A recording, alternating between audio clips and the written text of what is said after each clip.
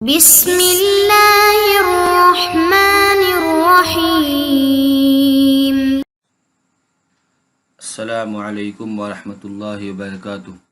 عزیز طلباء طالبات، تقابل ادیان و مذاہب کا سبق نمبر 26 آج ہم پڑھ رہے ہیں۔ اس سبق کا عنوان ہے اسلام اور ہندو دھرم کا تقابلی جائزہ۔ آج کے اس سبق میں ہم دو مذاہب کا تقابل پیش کریں گے، یعنی ہم ایک چند موضوعات کو لیں گے، پھر ہم یہ دیکھیں گے کہ اس موضوع سے متعلق اسلام کا کیا تصور ہے اور ہندو دھرم کا کیا تصور ہے۔ ان دونوں کا تقابل کریں گے، جس سے یہ ثابت ہو جائے گا کہ کون سا مذہب سب سے زیادہ قابل عمل اور سب سے زیادہ فطرت کے مطابق اور خدا کی مرضی کے مطابق سب سے زیادہ آسان کون سا مذہب ہے۔ اس تقابل سے انشاءاللہ یہ بات واضح ہو جائے گی۔ پڑھتے ہیں عقید توحید کے بارے میں کہ عقید توحید کے بارے میں ان دونوں کا کیا نظریہ ہے۔ ہندو مذہب کا یہ تسلیم شدہ عقیدہ جو ہے شرک ہے۔ اس مذہب کے اعمال و افکار سے جتنے شنکر اتنے شنکر والی بات سچ ثابت ہوتی ہے، جبکہ اسلام کی آمد سے بھکتی تحریک نے توحید کے عقیدے کو عام کرنے کی ناکام کوشش کی، کیونکہ بھکتی میں ناقص توحید ہے۔ نیز 33 کروڑ دیوتاؤں سے بچنے کے لیے تریمورتی کا عقیدہ اختیار کیا گیا، جبکہ یہ بھی شرک ہے۔ اس عبارت کا مطلب ہے کہ ہندوازم کے اندر توحید کا کوئی تصور نہیں ہے۔ رگ وید کے حوالے سے کچھ آیتیں پیش کی جاتی ہیں، کچھ منتر رگ وید کے پیش کیے جاتے ہیں توحید کے استدلال میں، جبکہ حقیقت یہ ہے کہ ہندو دھرم میں عملاً توحید ہے کہیں نہیں ہے۔ بنا شرک کے ہندوازم کی بنیاد ہی نہیں ہے۔ ہندوازم میں یہ لفظ بہت ہی مشہور ہے، 33 کروڑ دیوتا، جتنے شنکر اتنے شنکر، یہ بہت ہی عام استعمال الفاظ ہیں، اور جگہ جگہ ہر مفید اور مضر چیز ان کے لیے خدا ہو جاتا ہے۔ لیکن بھکتی جب اسلام آیا اور ان لوگوں کو لگا کہ لوگ اسلام کی طرف متاثر، تو بھکتی تحریک جو شروع ہوئی، اس نے عقید توحید کو ہندو دھرم کے حوالے سے بیان کرنے کی کچھ کوشش کی، لیکن ان میں بھی ناقص توحید ہے۔ اسی طرح تریمورتی میں توحید کا کچھ منسلی، یعنی جو 33 کروڑ دیوتا تھے ان کو کم کر کے تریمورتی کا عقید تثلیث کو پیش کیا کہ 33 کروڑ کے بجائے یہ 3 جو ہے ان کو خدا مانا جائے۔ یہ بھی شرک ہے، تریمورتی بھی، یہ بھی توحید میں نہیں آتی چیزیں۔ اسلام، اس کے مقابلے میں اسلام خالص توحیدی مذہب ہے، اس میں کسی بھی قسم کی شرک کو برداشت نہیں کیا جاتا۔ اسلام ساری انسانیت کو ایک اللہ پر ایمان لانے کا حکم دیتا ہے اور اللہ تعالیٰ کی ذات، صفات اور تقاضائے صفات میں شرک کرنے سے روکتا ہے۔ قرآن کا صاف اعلان ہے کہ اللہ شرک کو معاف نہیں کرتا۔ رسالت، ہندوازم میں اسلام کی طرح ہندوازم میں رسالت کا تصور نہیں ہے، بلکہ اوتار واد میں پیغمبر اور صاحب شریعت کا ہلکا سا ملتا جلتا تصور ہے۔ ہندو اپنی مقدس کتابوں کے مصنفین کو رشی کے نام سے جانتے اور یاد کرتے ہیں، البتہ آریائی لوگ وحی، الہام اور ہدایت الہی کے قائل ہیں۔ اسلام میں نبی و رسول کا وجود اتنا ہی یقینی ہے جتنا رات کے بعد صبح کا آنا۔ اسلام میں رسالت کا عقیدہ یہ ہے کہ اللہ نے ہر دور میں انسان کی ہدایت و رہنمائی کے لیے انبیاء و رسول کا سلسلہ جاری رکھا۔ حضرت آدم علیہ السلام پہلے نبی اور حضرت محمد صلی اللہ علیہ وسلم سب سے آخری رسول و نبی ہیں، اور ایک مسلمان کے لیے تمام رسول اور نبی پر ایمان لانا ضروری ہے۔ یعنی اسلام میں جو رسالت کا تصور بہت ہی واضح ہے کہ اسلام میں جو رسول ہوتا ہے وہ خدا نہیں ہوتا ہے، بلکہ وہ خدا کا پیغمبر ہوتا ہے، یعنی انسان اور خدا کے بیچ میں وہ پیغام لانے کا وسیلہ ہوتا ہے، ذریعہ ہوتا ہے۔ جبکہ ہندو دھرم میں رسالت کا کوئی ایسا تصور نہیں ہے، بلکہ اوتار واد کا جو تصور ہے اس میں یہ ہوتا ہے کہ بعینی ہی عین خدا انسان کی شکل میں زمین میں آتا ہے، یعنی خدا کسی پیغمبر کو نہیں بھیجتا بلکہ خود وہ انسان کی شکل میں آتا ہے، جس سے کہ وشنو کے 10 اوتار کا جو تصور ہے وہ یہ کہ وشنو خود ان 10 اوتاروں کی شکل میں آیا ہے، نہ کہ اس نے کسی کو بھیجا ہے۔ اسلام کا رسالت کا تصور واضح نہیں۔ ضابطۂ حیات: ہندو مذہب میں رسوم پرستی اور چند تاریخی کہانیوں کی نتیجہ خیزی کے علاوہ زندگی گزارنے کا کوئی ضابطہ اور اصول پیش نہیں کیا گیا، اور اس مذہب کی مقدس و مذہبی کتب بھی ضابطۂ حیات سے خالی اور تہی دامن ہیں، جبکہ اسلام نے اپنے پیروکاروں کو اخلاقی، اقتصادی، معاشرتی اور روحانی ہر طرح کے ضابطۂ حیات سے نوازا ہے۔ اس کی روشنی میں وہ اپنی زندگی کے مدارس طے کرتے ہیں۔ اسلام نے زندگی کے 5 شعبوں ایمان، اخلاق، عبادت، معاملات اور معاشرت، ان 5 شعبوں میں اتنی مکمل رہنمائی کی ہے جس کے بعد کسی دوسری وضاحت کی ضرورت باقی نہیں رہتی۔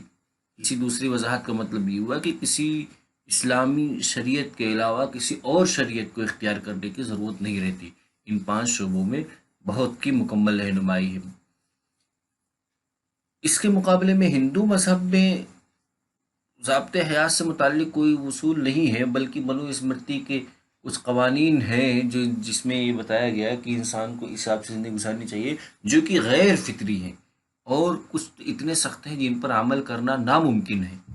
خاص طور سے ذات پات کا جو نظام ہے اس میں نہایت ہی گھناؤنا اور انسانیت سوز مظالم اور طرح طرح کی جو ہے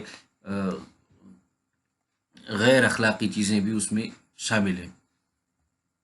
عالمگیریت: عالمگیریت کیوں کہہ لیں، گلوبلائزیشن کا جو لفظ ہے وہ اس کے لیے کہ عالمگیریت کس مذہب میں زیادہ پایا جاتا ہے۔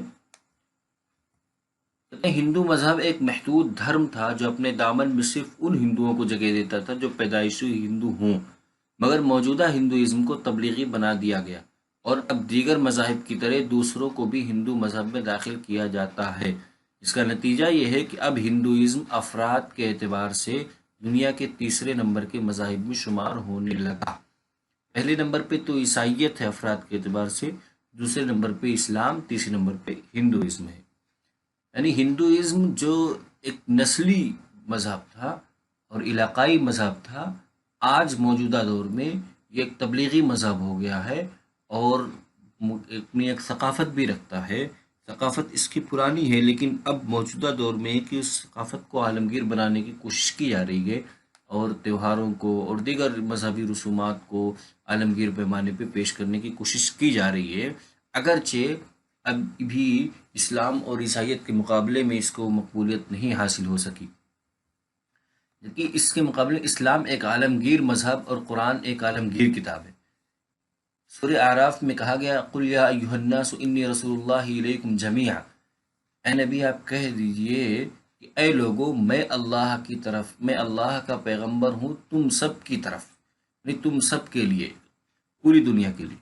اس لیے دین اسلام قیامت تک ہر نسل، ہر قوم اور ہر مملکت کے لیے ایک عالمگیر مذہب کی صورت میں موجود رہے گا، اور اسلام ہر ایک کو اپنے دامن میں پناہ دے کر دوسرے مسلمانوں کے برابر اس کے حقوق بھی تسلیم کرے گا۔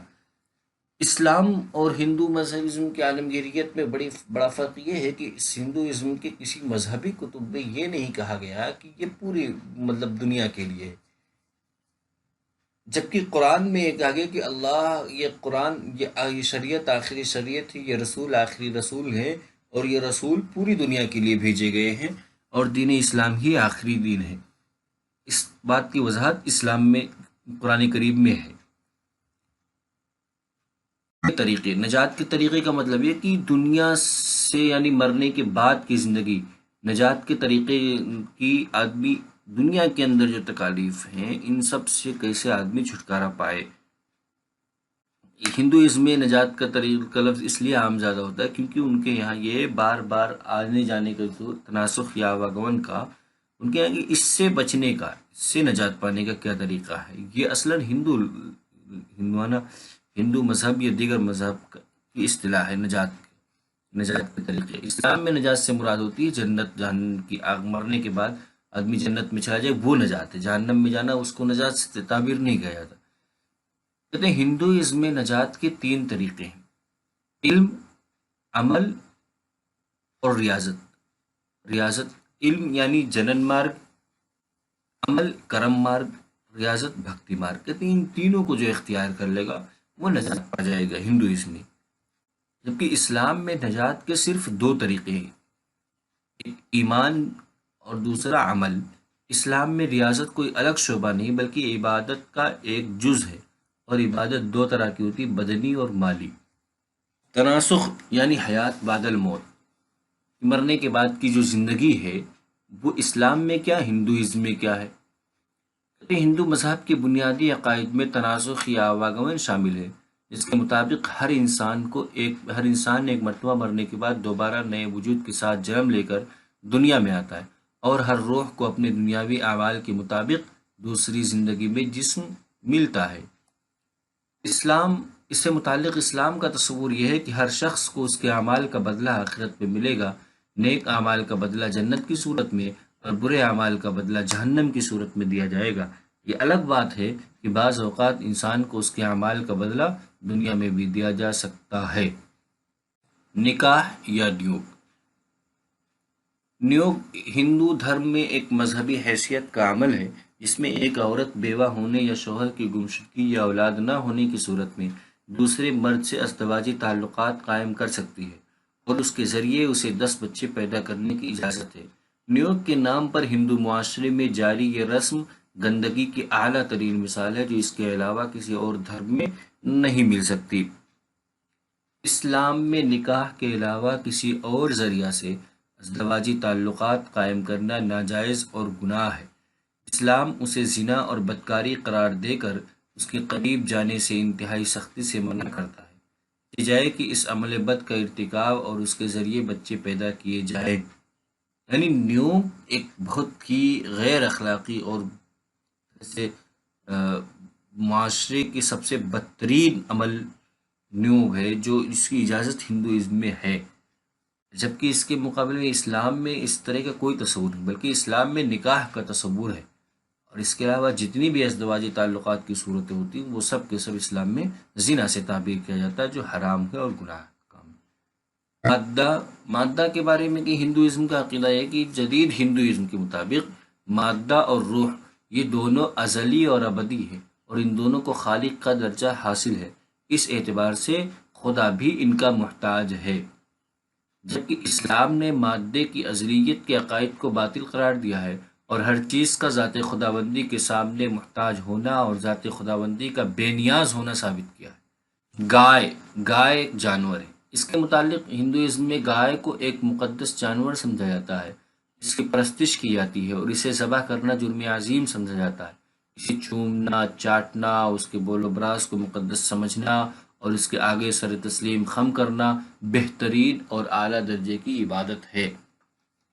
ہندوازم میں گائے بہت پرانی روایت، یعنی جو ان کی رگ وید جتنی بھی مذہبی کتابیں سب میں گائے کی عظمت کا تصور ہے، اس کو قابل پرستش بھی مانا جاتا ہے، جبکہ اس کا استعمال بھی کیا جاتا ہے کھیت جوتنے کے لیے، بوجھ اٹھانے کے لیے، ان تمام چیزوں کے لیے، لیکن اس کو قابل تعظیم بھی مانا جاتا ہے۔